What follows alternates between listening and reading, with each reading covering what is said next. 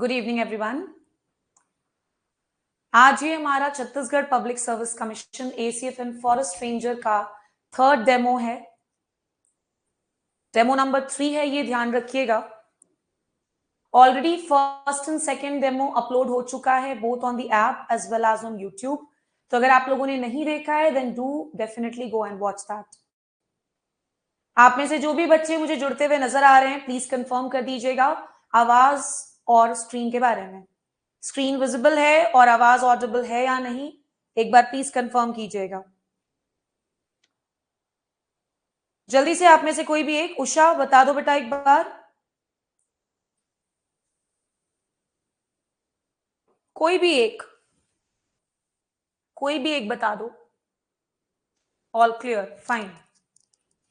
बहुत ही important class है, ध्यान रखना। क्यों, मैं आपको बताती हूं।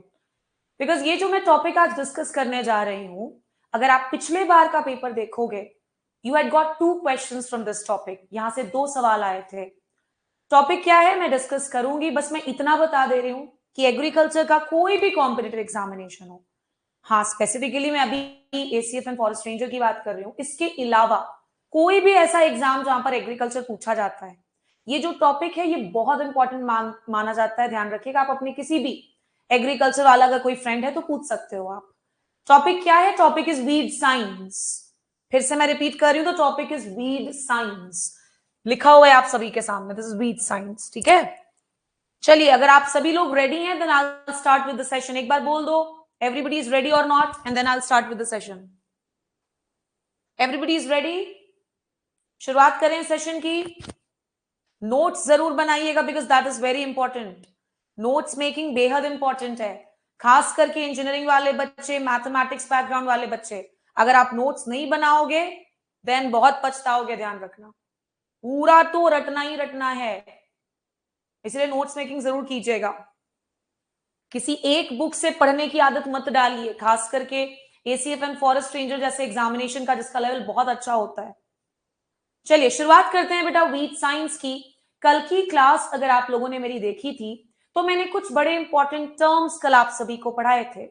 अगर आपको याद होगा तो मैंने बताया था कि जेथ्रो टुल नाम के एक साइंटिस्ट थे जिन्होंने एक किताब लिखी थी हॉर्स होइंग हस्बेंड्री, और उसी जगह पर मैंने आप सभी के साथ एक पॉइंट और डिस्कस किया था कि यही वो जेथ्रो टुल साइंटिस्ट हैं जिन्होंने वीड टर्म भी दिया था, और वीड के अलावा एक और टर्म दिया था जिसका नाम है टीलेज।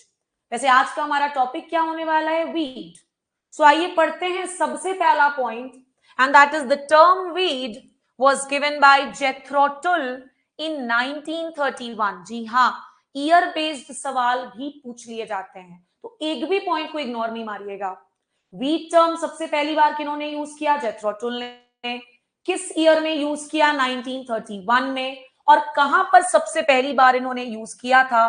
तो इनके ही द्वारा लिखी गई एक किताब है which is horse hoeing husbandry.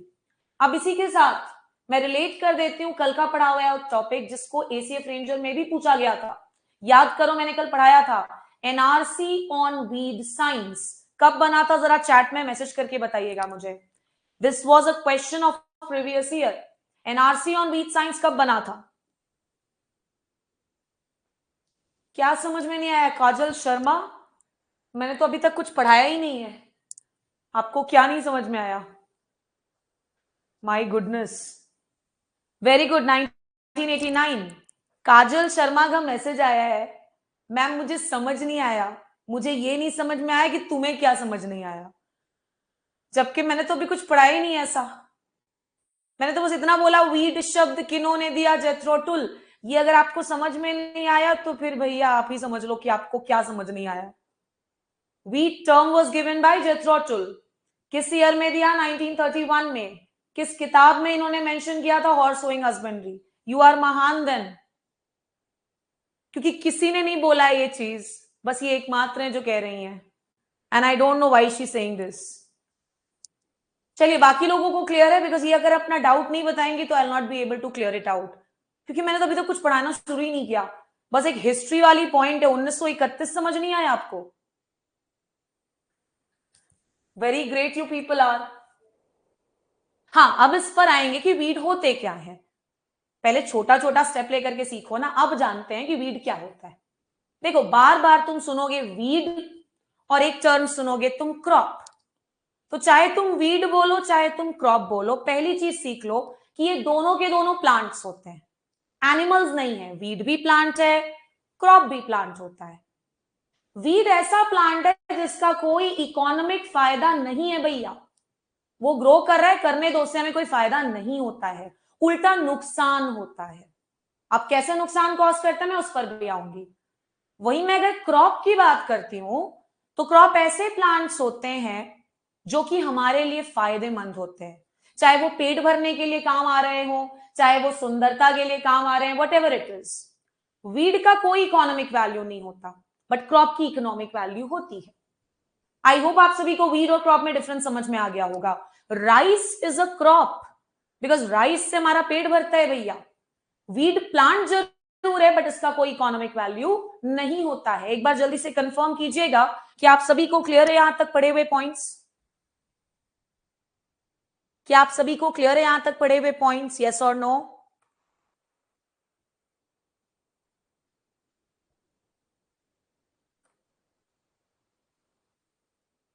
हाँ जी, एक बार बताइएगा जल्दी से। मैंने कहा वीड भी प्लांट है, क्रॉप भी प्लांट है। वीड का कोई इकोनॉमिक वैल्यू नहीं होता है, क्रॉप की इकोनॉमिक वैल्यू होती है। क्रॉप हमारे काम का है, वीड हमारे कोई काम का नहीं है, इसीलिए हमको वीड को फील्ड से हटाना पड़ता है, वीड को फील्ड से हटाना पड़ता है, ध्यान रखिएगा। अब क्यों पढ़ना जरूरी, जब वीड हमारे कोई काम का ही नहीं है तो हम क्यों पढ़ रहे हैं? हम इसीलिए पढ़ रहे हैं बिकॉज वीड ऐसे प्लांट्स हैं जो अगर हमारे क्रॉप के साथ, फसलों के साथ उग आए तो उनके साथ कंपटीशन कर करके हमारे क्रॉप को ग्रो करने नहीं देंगे, और अगर क्रॉप ग्रो नहीं करेगा तो हमारा पेट कैसे भरेगा। इसीलिए वीड साइंस पढ़ना जरूरी होता है। एंड आई एम श्योर आप सभी को समझ में आ गया होगा अगर आप समझना चाहेंगे तो, एंड अनटिल अनलेस आप नहीं समझना चाहोगे आपको कोई नहीं समझा सकता।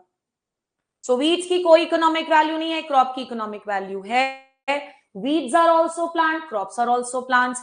वीड्स हमारे क्रॉप के साथ, हमारे फसलों के साथ कंपीट करते हैं। कंपटीशन तो समझ में आता है ना, तुम भी जो एसीएफ एंड फॉरेस्ट रेंजर का एग्जामिनेशन दोगे वहां पर भी तो तुम कंपटीशन करोगे, और तुम अपने आप को अगर आगे रखना चाहते हो एग्जामिनेशन में तो बाकियों को तो पीछा छोड़ना पड़ेगा। उसी तरह से वीड और क्रॉप में भी डिफरेंस होता है। अब आगे बहुत ध्यान से सुनना, बिकॉज मैं आपको एक बड़े इंपॉर्टेंट एग्जामिनेशन का एक सवाल डिस्कस कराने जा रही हूं और ये चीज आपको याद करनी पड़ेगी।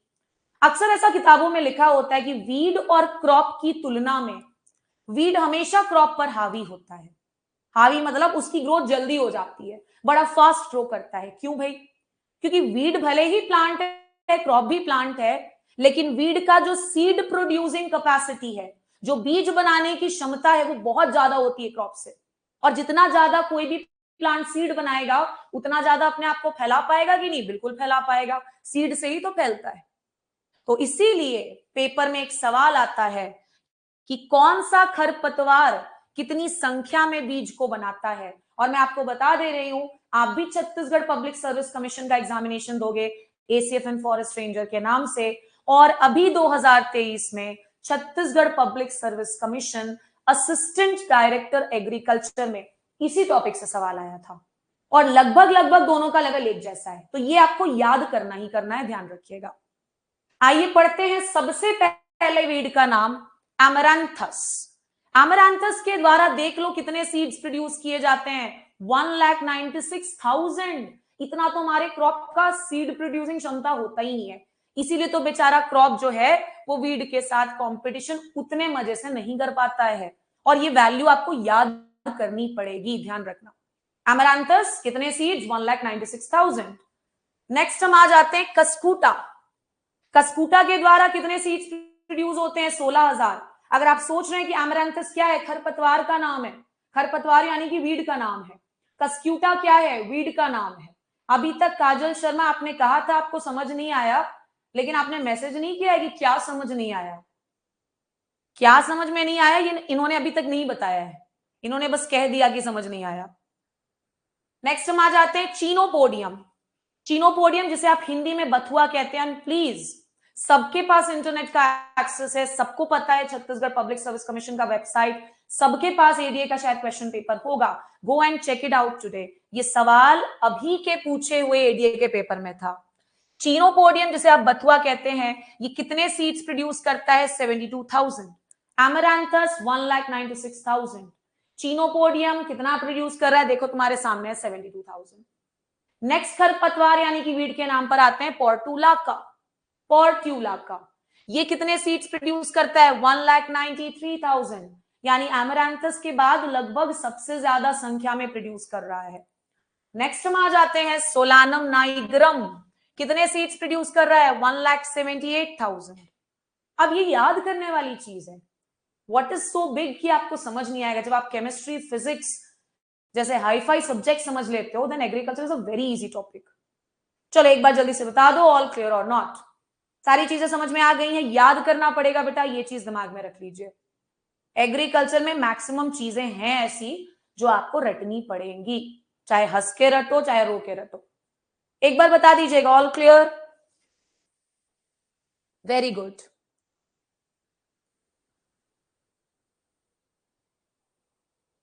यस, देखो एग्रीकल्चर वाले बच्चों को नो डाउट समझ में आएगा, और मैं ये सुनना चाहती हूँ इंजीनियरिंग वाले बच्चों से, या फिर जिन्होंने कभी एग्रीकल्चर नहीं पढ़ा, क्या सही में डिफिकल्ट लग रहा है आपको? हाँ, याद करने में तो डिफिकल्ट होगा, याद करने में पहली बार में सबको डिफिकल्टी जाती है, बट जब आप बार बार पढ़ोगे आई एम श्योर आपको याद हो जाएगा।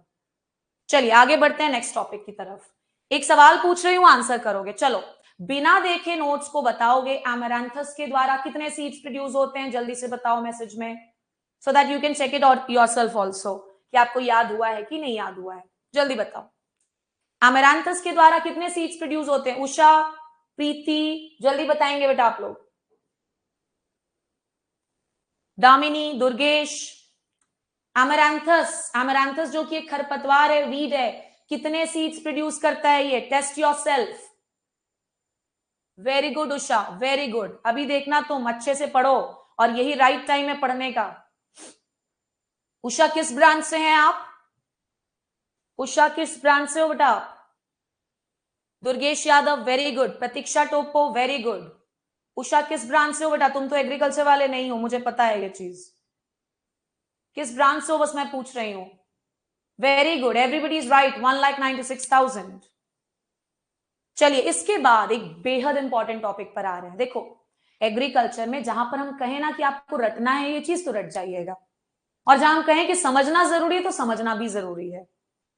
Usha, electronics and telecommunication. अब ये बच्ची इलेक्ट्रॉनिक्स एंड कम्युनिकेशन ब्रांच से है, एंड शी इज सेइंग कि उसको सब कुछ समझ में आ रहा है, तो एग्रीकल्चर वालों को तो आएगा ही आएगा। कॉमन नेम्स ऑफ वीड, जैसे मेरा नाम अगर निशात है तो जरूरी तो नहीं है कि मेरे घर पर भी मेरे मम्मी पापा, मेरा हस्बैंड या मेरा ब्रदर है, मेरा सिस्टर जो है वो मुझे इसी नाम से जानता होगा। हो सकता है घर पर मेरा कुछ नाम और होता होगा, तो वो मेरा क्या हो जाएगा? Common name.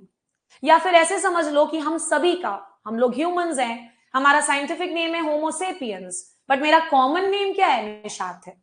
तुम्हारा साइंटिफिक नेम क्या है? होमोसेपियंस। तुम्हारा कॉमन नेम कुछ और होगा, जैसे किसी का उषा है, किसी का प्रतीक्षा है, किसी का कुछ और हो सकता है। तो ऐसे आपको इस चीज को याद रखना होगा, कॉमन नेम्स ऑफ वीड। ठीक है, चलिए शुरुआत करते हैं। सबसे पहले कॉलम में लिखा है वीड का नाम, और दूसरे कॉलम में लिखा है कॉमन नेम। याद करो याद करो याद करो, बस यही फंडा है, खास करके इस टॉपिक को जो मैं आज पढ़ा रही हूं। सबसे पहला खरपतवार है अमरैंथस। अमरैंथस का सीड भी पढ़े थे तुमने, 1,96,000। इसको और किस नाम से जानते हैं? पिगवीड। अच्छा, ऐसा नहीं है कि इसका रीजन नहीं है, बट थोड़ा तो भेजा लगाओ, आप सब्जेक्टिव पेपर थोड़ी ना लिख रहे हो कि आपको पूछेगा why amaranthus is known as pigweed. भैया अमरैंथस को पिगवीड बोलते हैं, याद कर लो और खत्म कर लो अपना काम। दूसरे खरपतवार पे आते हैं, कसकूटा। कसकूटा को क्या कहते हैं? डॉडर। और पिछली बार कसकूटा से सवाल आया था, आज वो भी टॉपिक में लेकर के आई हूं। कसकूटा का कॉमन नेम क्या है? डॉडर। तीसरे खरपतवार पे आते हैं, स्ट्राइगा। खरपतवार है, खरपतवार यानी कि वीड। स्ट्राइगा का कॉमन नेम क्या है? विच वीड। क्या कहते हैं? विच वीड। नेक्स्ट आ जाते हैं साइनोडॉन। साइनोडॉन, बरमूदा ग्रास या फिर दूब घास। दूब घास तो आप लोग जानते होंगे, आई एम श्योर जानते होंगे। चाहे एग्रीकल्चर वाले हो या ना हो, बरमूडा ग्रास या फिर दूब घास। नेक्स्ट आ जाते हैं इम्पीराटा, खरपतवार का नाम है, इसे कहते हैं थैच ग्रास। क्या कहते हैं? Thatch grass. इम्पीराटा पूरा नाम वैसे तो याद करने की जरूरत नहीं है, एक बार मैं कह देती हूं, इम्पीराटा सिलिंड्रिका। क्या है common name? Thatch grass. Next xanthium, xanthium का कॉमन नेम क्या है? कॉकलीबर। क्या कहते हैं? कॉकलीबर। ऐसे याद करना पड़ता और लोग करते हैं याद, ये कोई नया काम नहीं है जो आप करने जा रहे हो। ज़ैंथियम का कॉमन नेम क्या है? कॉकलीबर। नेक्स्ट कन्वोल्व्यूलस, मैं आपको बता दूं कि ये गेहूं के फील्ड में लगने वाला बड़ा इंपॉर्टेंट खरपतवार है। कन्वोल्व्यूलस ये एक छोटा सा हिस्सा है जो तुम पढ़ रहे हो वीट साइंस का, बाकी एग्रीकल्चर वाले जानते हैं कि कितना वास्ट होता है वीट साइंस। कन्वोल्व्यूलस को हम कॉमन नाम जानते हैं फील्ड बाइंड वीड, और ये किस पर्टिकुलर फसल में लगने वाला खरपतवार है वो भी मैंने बता दिया है, वीट में। नेक्स्ट हम आ जाते हैं फैलरिस। नेक्स्ट कौन सा खरपतवार है? फैलरिस। आपको बताते चलूं कि फैलरिस भी गेहूं के खेत में लगने वाला इंपॉर्टेंट खरपतवार है, और इसे कॉमन नेम किस नाम से जानते हैं? Canary grass. और तुम्हें क्या पढ़ाया था मैंने फर्स्ट क्लास में? ग्रास की फैमिली क्या है, जरा बताइए। ग्रास की फैमिली क्या होती है? मैंने डिस्कस किया हुआ है फर्स्ट क्लास, अगर आपने नहीं देखा है गो एंड वॉच दैट, बिकॉज वो बहुत बेसिक क्लास है, आपको देखना जरूरी है। ग्रास की फैमिली मैंने क्या बताई है, एक बार आंसर करेंगे सभी बच्चे।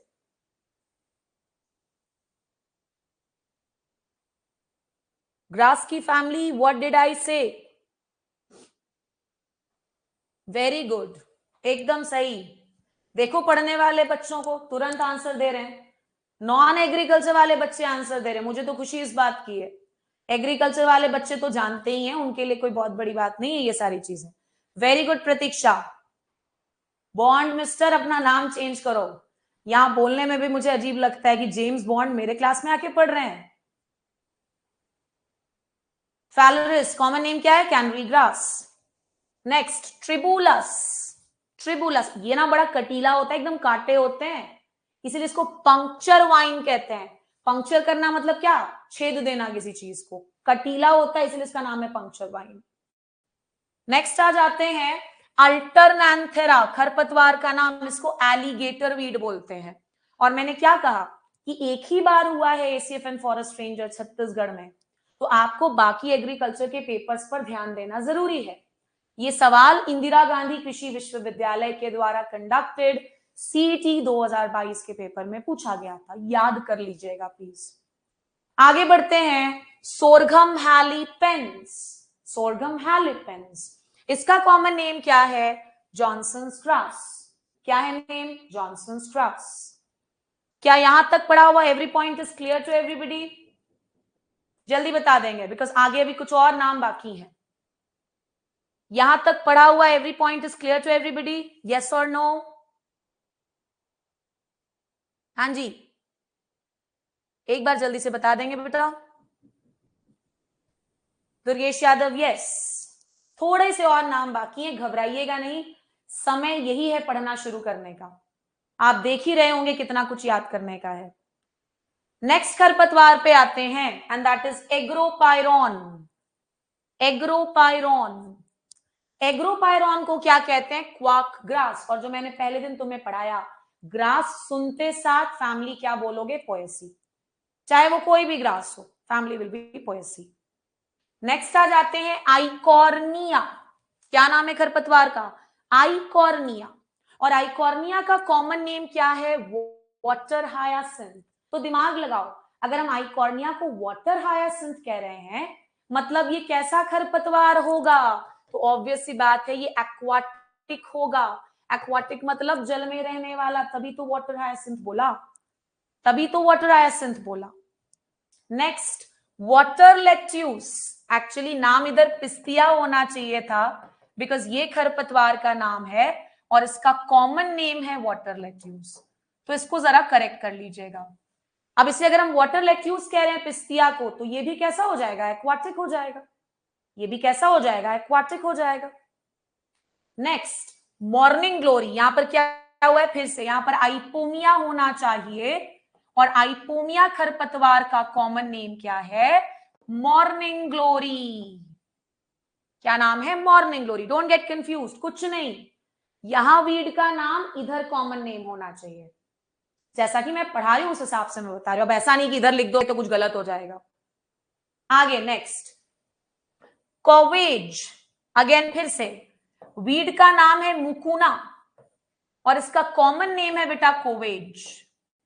कॉमन नेम क्या है? कोवेज। लास्ट, वीड का नाम है एजीरेटम।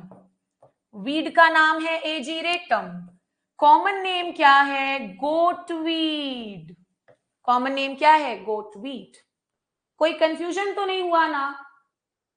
कोई कंफ्यूजन तो नहीं है? कंफ्यूजन तब होगा जब तुम रटने बैठोगे, पहली बार में आदमी को कंफ्यूजन हो जाता है। एक बार जल्दी से बता दीजिए, यहां तक किसी तरह का कोई डाउट तो नहीं है आप लोगों को? किसी तरह का कोई डाउट तो नहीं है ना बेटा? मैं भी सवाल भी लूंगी, जल्दी बताओ मुझे। उषा, प्रीति, प्रीति आप किस ब्रांच से हैं? एग्रीकल्चर वाले हो कि नॉन एग्रीकल्चर वाले? उषा ने तो बता दिया इंजीनियरिंग से हैं वो। प्रीति आप किस ब्रांच से हैं बेटा? कोई डाउट होने का बात ही नहीं है। हाँ, डाउट हो सकता था अगर मैं इकोनॉमिक्स पढ़ाऊं, जेनेटिक्स पढ़ाऊं, प्लांट ब्रीडिंग पढ़ाऊं। यहाँ पे क्या है, यहाँ तो सिर्फ हाँ हाँ हाँ बस बोलना है और याद करना है। प्रीति आप किस ब्रांच से हैं? मिस्टर बॉन्ड आप किस ब्रांच से हैं? आपका तो नाम ही ऐसा है, नाम करेक्ट करवाओ। चलो नेक्स्ट टॉपिक पर आ जाते हैं, पैरासाइटिक वीड्स। एग्रीकल्चर से हो तुम प्रीति? अच्छा ठीक है, चलो। Petroleum engineering, very good. चलिए ठीक है, पैरासाइटिक वीड्स। अब ये पैरासाइट्स क्या होते हैं? ऐसे समझो कि पैरासाइट्स खुद से ना अपना खाना पानी इनको जुगाड़ने की आदत नहीं है। इनको क्या चाहिए? कोई दूसरा बना दे, मैं उसके ऊपर जाके रहूं और उसका खाना पानी मैं खुद खा लूं और उसको कमजोर बना दूं। अब ऐसा तो नहीं कहना कि तुम्हें समझ नहीं आया, पक्के से आ गया होगा समझ में। पैरासाइटिक वीड्स, मैं फिर से बोल रही हूं, पैरासाइट क्या, पहले ये समझो। पैरासाइट को खुद से खुद का काम करने का मन नहीं करता है। मतलब इतना बदमाश होता है पैरासाइट कि खुद का खाना तक इनको बनाने का मन नहीं कर रहा है, खुद का पानी तक नहीं जुगाड़ पा रहे हैं। कोई दूसरा जो मेहनत करके खाना बना रहा है, पानी जुगाड़ के ला रहा है, उसका खाना पानी ये खा जाते हैं। और ऐसी चीजों को हम पैरासाइट्स कहते हैं। और पिछली बार यही सवाल आया, go and check it out, आपको मिल जाएगा मैच द फॉलोइंग वाले सेक्शन में। टॉपिक है हमारा पैरासाइटिक वीड। ध्यान रखना ये डेमो पर्पज से बनाया हुआ है और डेमो में आपको सब कुछ नहीं पढ़ाया जा सकता। वीड साइंस पूरा का पूरा करीबन 5 से 6 घंटे का क्लास है, अगर सही से पढ़ा जाए तो वो हम लोग आगे पढ़ेंगे क्लासेस में, लेकिन ये सारी चीजों को पढ़ना है, अभी भी ध्यान रखना। पैरासाइटिक वीड क्या होते हैं, पहली चीज सीख लो, वीड्स क्या है? प्लांट्स हैं। तुम पढ़ रहे हो पैरासाइटिक वीड। पैरासाइटिक वीड दो टाइप का होता है, टोटल वीड या total parasitic weed and partial parasitic weed, जो अपने खाने और पानी के लिए पूरी तरह से किसी दूसरे प्लांट पर निर्भर करता हो, पूरी तरह से, पूरा सौंप दिया है सामने वाले को, वो होता है टोटल पैरासाइट। और थोड़ा बहुत काम खुद से कर ले और थोड़ा बहुत सामने वाले प्लांट से मदद ले ले तो इसे हम पार्शियल पैरासाइटिक वीड कहते हैं। समझ में आया ना? समझ में आया ना सभी को? पैरासाइटिक वीड का दो टाइप होगा, टोटल एंड पार्शियल। टोटल का मतलब है पूरा, पार्शियल का मतलब है आधा अधूरा। इसमें क्या डिफिकल्टी है? तो अब आ जाओ उस टॉपिक पर जो सबसे ज्यादा पूछा जाता है। And when I will come to the detailed class, मैं सबका मीनिंग बताऊंगी अगर मुझे जरूरी लगेगा तो। बस ये याद रखना कि तुम ऑब्जेक्टिव पेपर देने जा रहे हो, सब्जेक्टिव नहीं देने जा रहे हो। सबसे पहला है total root parasite. Total root parasitic weed का नाम है ओरोब्रैंकी। ओरोब्रैंकी। और ये जो ओरोब्रैंकी वीड है, ये किस प्लांट पर पैरासाइटिक बिहेवियर दिखाता है? तो उस प्लांट का नाम तो नहीं है, पूरी की पूरी फैमिली है, सोलानेसी। और याद करो मैंने पहली क्लास में सोलानेसी में तंबाकू, tobacco, potato, chilli, capsicum, tomato, brinjal सब पढ़ाया था। मतलब ये जो ओरोब्रैंकी नाम का खरपतवार है ये टोटल रूट पैरासाइट है। कौन से प्लांट की फैमिली पर ये निर्भर करता है अपने खाने और पानी की जरूरतों को पूरा करने के लिए? सोलानेसी। नेक्स्ट हम आ जाते हैं पार्शियल रूट पैरासाइट। इसका सबसे बेहतरीन एग्जाम्पल है स्ट्राइगा।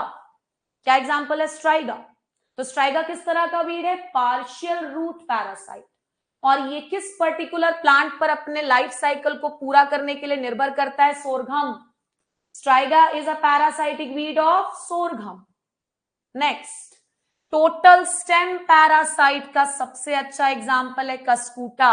अभी जस्ट याद करो, मैंने पढ़ाया था कस्कूटा को हम डॉडर भी कहते हैं। कस्कूटा को हम और क्या कहते हैं? डॉडर।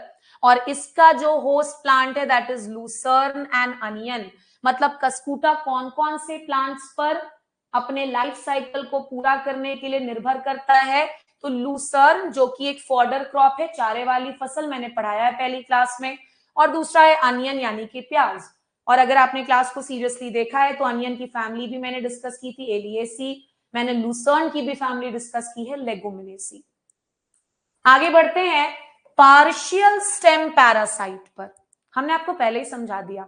और अभी स्टेम और रूट में मत कंफ्यूज करो, मैं बताऊंगी कि रूट पैरासाइट स्टेम पैरासाइट का मतलब क्या है। बट पहली क्लास में, डेमो क्लास में सब कुछ नहीं बता सकते बिकॉज क्लास बिना वजह लंबी हो जाएगी। पार्शियल स्टेम पैरासाइट का सबसे अच्छा एग्जाम्पल जो वीड है दैट इज लोरैंथस।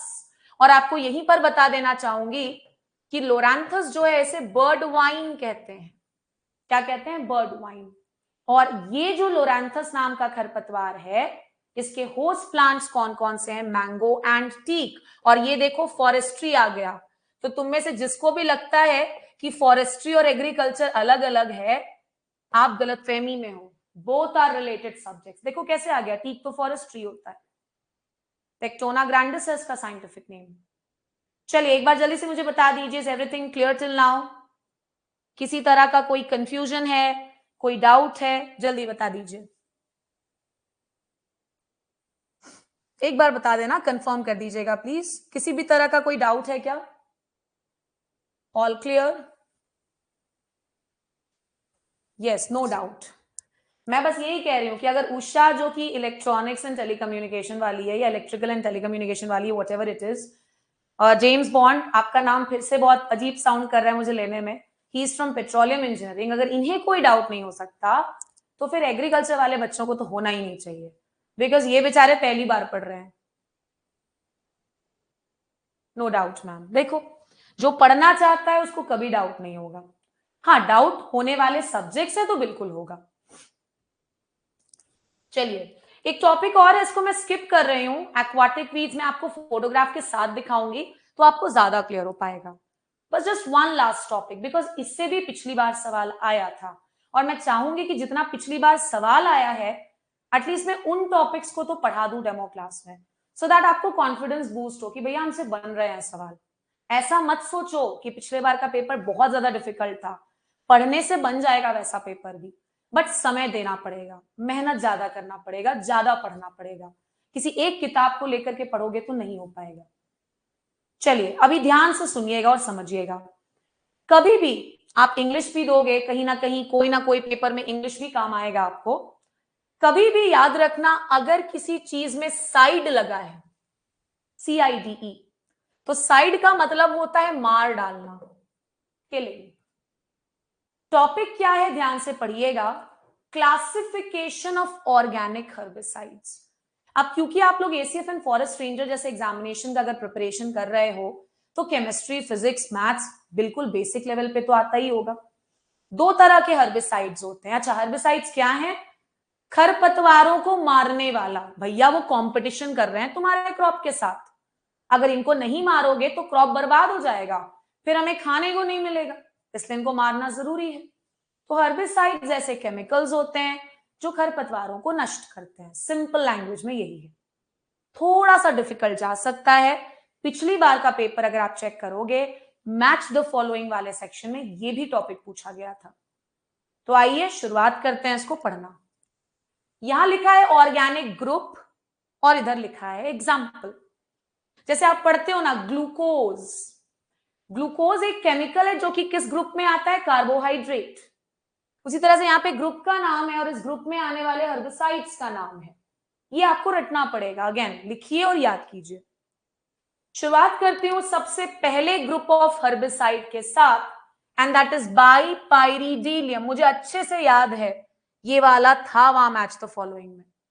बाइपाइरिडिलियम ग्रुप में कौन कौन से खरपतवारनाशी आते हैं? पैराक्वाट एंड दूसरा इज डाइक्वाट। आप कर लोगे, मैं बता रही हूं।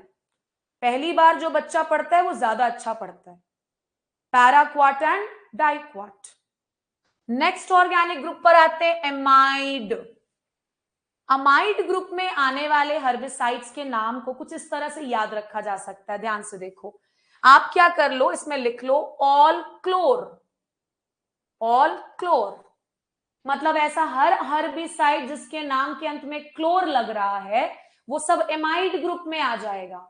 जैसे कि एलाक्लोर, जैसे कि ब्यूटाक्लोर, जैसे कि मेटालाक्लोर। अब देखो इजी पड़ जाएगा।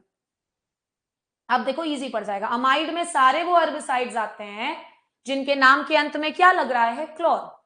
एलाक्लोर, ब्यूटाक्लोर, इसके अलावा है मेटालाक्लोर। वैसे ज्यादा इंपॉर्टेंट एलाक्लोर है और दूसरा है ब्यूटाक्लोर। आगे नेक्स्ट बेंजोइक्स। तीसरा ऑर्गेनिक ग्रुप क्या है? बेंजोइक्स। मैं तुमको फंडा दे रही हूं, ये फंडा नहीं लिखा होता है किताब में, ध्यान रखना। बेंजोइक्स। अभी देखो, बेंजोइक जो ग्रुप है हर्बिसाइड का, इसके अंदर दो हर्बिसाइड्स हैं, ट्राइकैम्बा एंड डाइकैम्बा। तुम्हें लास्ट के दोनों लेटर्स दिख रहे हैं? BA BA. बीए का मतलब ही है बेंजोइक एसिड, इसीलिए इस ग्रुप का सदस्य है। अब देखना ये इजी हो जाएगा। तुम जब देखोगे ऑप्शंस तुम्हें याद आ जाएगा ये फंडा जो मैं दे रही हूं। इजी है ना? मिस्टर बॉन्ड, उषा, बताइए बेटा, इजी हो गया ना? अब नेक्स्ट ग्रुप है फेनॉक्सी। फेनॉक्सी, फेनॉक्सी के अंदर दो herbicides 2,4-D, 2,4,5-T, 2,4-D, 2,4,5-T। Next nitriles. अब देखो इसका भी फंडा है। नाइट्राइल वाला जो ग्रुप है इसके नाम के अंत में जाइनिल लगेगा। क्या लगेगा? जाइनिल। तो देखो अब कितना आसान है, ब्रोमोजाइनिल, आयोजाइनिल, ब्रोमोजाइनिल, आयोजाइनिल। नाइट्राइल मतलब क्या जोड़ देना है? जाइनिल जोड़ देना है। अब देखना पेपर के सवाल बनाओगे तो इजी लगेगा। नेक्स्ट आते हैं बेटा, नेक्स्ट ग्रुप इज डाइनाइट्रोएनिलीन्स। डाइनाइट्रोएनिलीन्स। जो भी कोर्स में एनरोलमेंट ले चुका है, डेमो क्लास को सिर्फ डेमो की तरह पे नहीं लोगे, ये आपको पढ़ना है और अभी से ही पढ़ना है। ये सब याद हो जाना चाहिए। आई एम भुवन मैडम, भुवन साहू। हम आपको जानते हैं क्या? भुवन आप किस ब्रांच से हैं? डाइनाइट्रोएनिलीन। जब तक आप अपना इंट्रोडक्शन दे रहे हैं तब तक मैं बच्चों को पढ़ा देती हूं। डाइनाइट्रोएनिलीन्स जो हैं इनके नाम के अंत में लिन्स लगेगा। लिन्स, LIN, लिन लगेगा। देखो कैसे, फ्लूक्लोरालिन, ट्राइफ्लूरालिन, पेंडिमिथलिन, ट्राइफ्लूरालिन, पेंडिमिथलिन और इसके अलावा फ्लूक्लोरालिन। ये सब लिख लेना ना, ऑल लिन्स जो लिखवा रहे हैं। आगे नेक्स्ट ट्राइएजीन।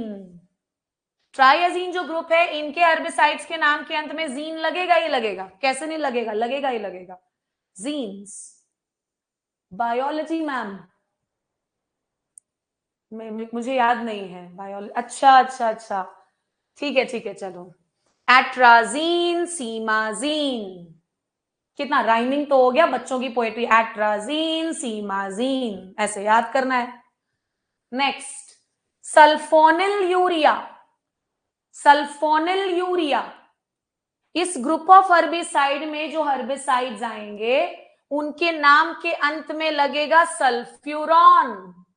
सल्फ्यूरॉन, मेटासल्फ्यूरॉन, सल्फोसल्फ्यूरॉन, मेटासल्फ्यूरॉन, सल्फोसल्फ्यूरॉन। इजी तो है भाई। पढ़ के देखो तो सही। मेटासल्फ्यूरॉन, sulfosulfuron, last group of organic herbicide, and that is imidazoline. imidazoline, इसमें एक हर्बिसाइड आता है, देखो ना, ये भी इम से शुरू है और ये भी इम से शुरू है, ऐसे ही याद कर लो अगर याद नहीं हो रहा है तो। इमिडाजोलिन में कौन सा हर्बिसाइड आता है? इमेस्तापिर। आपको जैसे प्रोनाउंस करना है करो, इमेस्तापिर। देखो टॉपिक्स बहुत सारे हैं, ठीक है ना, आप देख पा रहे होगे।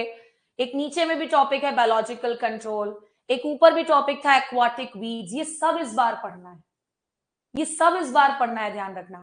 पहली बार के पेपर में आप नहीं एस्टिमेट लगा सकते थे, कोई नहीं लगा सकता था कि किस तरह का सवाल। अब हमारे पास एस्टिमेशन है कि हाँ भैया, अगर कहा जा रहा है एसीएफ एंड फॉरेस्ट रेंजर में एग्रीकल्चर एंड फॉरेस्ट्री, मतलब एकदम दम लगा करके हाईएस्ट से हाईएस्ट लेवल तक पढ़ के जाइए, तभी आपको फायदा मिलेगा। बस यही जानना जरूरी था। एंड नाउ देख लीजिएगा, अगर आप मन लगा के पढ़ेंगे तो सब कुछ हो जाएगा। बस आप देख लो, मैं कह रही हूं करीबन 6 घंटे की क्लास चाहिए होती है वीट साइंस को खत्म करने में, इतना डिटेल होता है। तो डिटेल में पढ़ोगे अगर इस तरह से, जिस तरह से मैं टॉपिक्स को डिवाइड करके पढ़ रही हूं या पढ़ा रही हूं, तो डेफिनेटली आपको आसानी से सवालों को सॉल्व करने में हेल्प मिलेगा। फॉरेस्ट्री का जो डेमो क्लास है वो कल के बाद से होगी। फॉरेस्ट्री की डेमो क्लासेस कल तक, एग्रीकल्चर की डेमो क्लासेस चलेंगी, मतलब 4 lectures agriculture and then 4 lectures forestry. So I am sure आप सभी को आज की क्लास इंटरेस्टिंग लगी होगी, और अगर लग रही है then please do share this with your friends so that उन्हें भी पता चले और उन्हें भी अच्छा लगे तो वो भी सेशन को ज्वाइन करें। So good night everyone and thank you so much.